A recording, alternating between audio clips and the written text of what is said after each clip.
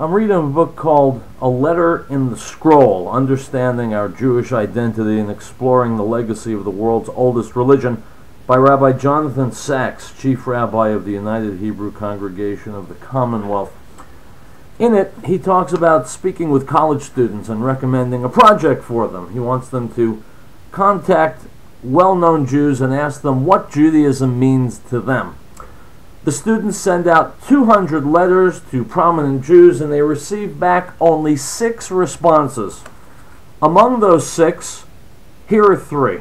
First one came from a famous and distinguished Jewish academic who wrote, in part, "I am neither proud of it, being Jewish, nor embarrassed by it. I am just a Jew, and it never occurred to me that I could be anything else. The question, why be Jewish, is something that I cannot answer any more than why be alive or why be two-legged." A second response came from a noted Jewish writer who said, "I have no doubt that I would have felt the same, that is, comfort, reassurance, sense of belonging. I have no doubt I would have felt the same had I been brought up as a Catholic, Protestant, Muslim, Buddhist, or Hottentot." Third response came from a prominent Israeli in public life, and he wrote, "Judaism is a hereditary illness. You get it from your parents and also pass it along to your children. Why call it an illness? Because not a small number of people have died from it."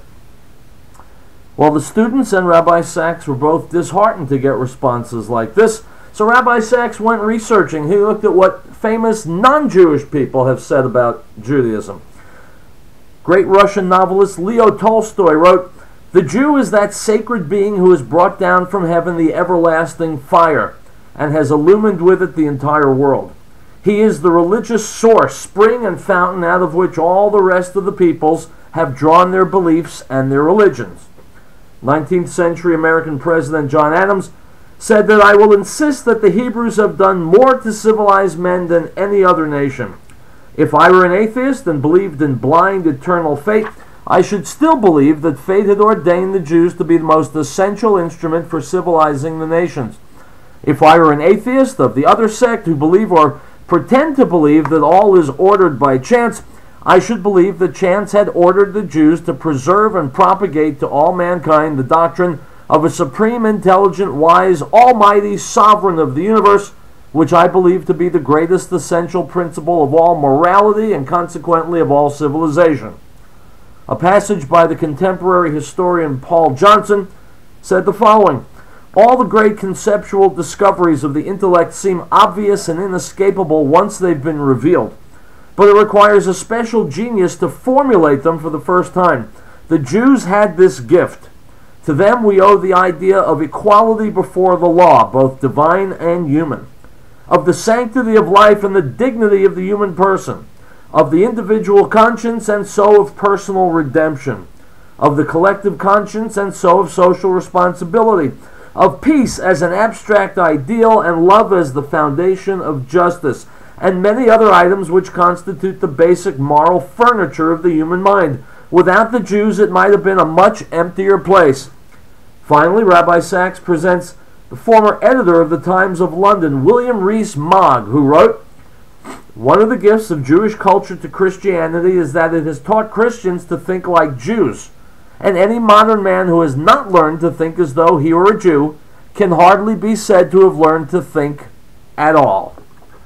And so the question becomes for us, why do so many Jews see Judaism as no big deal or even as a disease, while so many non-Jews see us as we truly are, sacred beings who have brought down from heaven an everlasting fire and illuminated the entire world?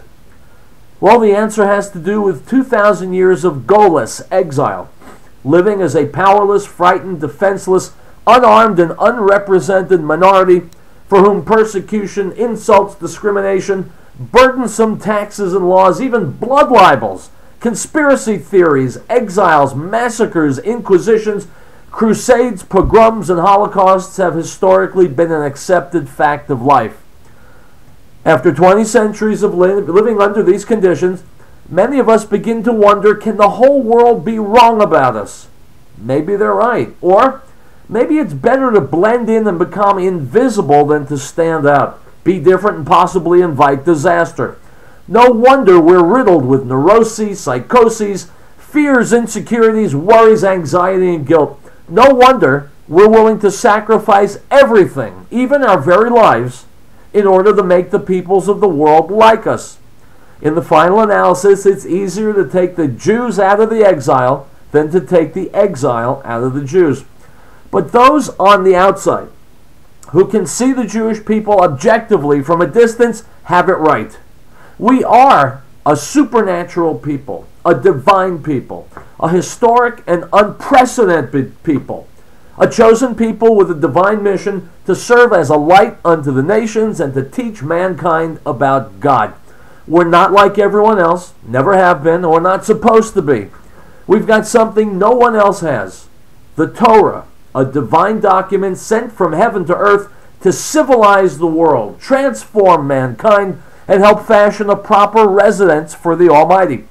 Like our father Abraham, the first Jew, who stood opposite the whole world in declaring his belief in one God, we stand apart, mostly alone in the world except for our Father in heaven.